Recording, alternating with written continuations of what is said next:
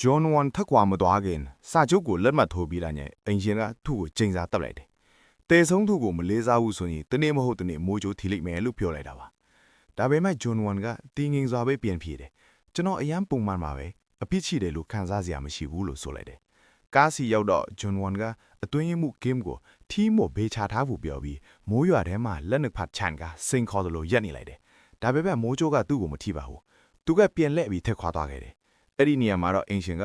ဝင်းရင်ကမချစ်မနီလာပြီးအကျွေးရှင်းမယ်လို့တိတ်တိတ်မုံတီးစွာပြောနေရင်ကြမ်းခဲ့တယ်။လမ်းပြန်လာတဲ့အခါအတွင်းမှုဂိမ်းကစိတ်ဝင်စားစွာဂျွန်ဝန်ကိုမေးတယ်။တခင်ဝင်းရင်ဒီကိုကြောက်လားလို့ပါ။ဂျွန်ဝန်ကတင်းငင်းစွာပြန်ဖြေတယ်။တွေ့ပြီးသားလူတွေကကြောက်စရာမဟုတ်ဘူး။အသက်ရှင်နေတဲ့လူတွေကပဲအကြောက်ဆုံးပဲလို့ဆိုတယ်။အချိန်တူတူမှာပဲဂုံရှိုးကမိုးရွာတဲ့ညအမော်နယ်မှာလမ်းဘေးမှာခိုကတ်ရနေပြီးကားတစ်စီးကိုစောင့်နေခဲ့တယ်။အတွင်းမှုဂိမ်းကသူမကိုကားတောင်းလန့်နေတယ်ဆိုတာမြင်တော့ဂျွန်ဝန်ကိုကားရက်ပေးရမလားလို့မေးလိုက်တယ်။ဒါပေမဲ့ဂျွန်ဝန်ကအေးဆက်ဆက်နဲ့တန်ဆန်မောင်လို့အမိန်ပေးလိုက်တယ်။ကားကမဝေးမီမှာပဲအတွင်းမှုဂိမ်းကရှေ့မှာအလင်းတောက်တစ်ချက်မြင်လို့လန့်ပြီးအရေးပေါ်ဘရိတ်ဖိလိုက်တယ်။ဂုံရှိုးကသူ့အတွက်ကားရက်ပေးတယ်လို့ထင်ပြီးချက်ချင်းကားထဲဝင်ထိုင်လိုက်တယ်။ဒါကိုမြင်ပြီးအတွင်းမှုဂိမ်းကအန်အားထားပြီးဒီလောက်အလွတ်အကျွတ်နေရာမှာဘာကြောင့်ကားဆောင်နေတာလဲလို့မေးလိုက်တယ်။ဂုံရှိုးကရိုးရိုးသားသားပဲ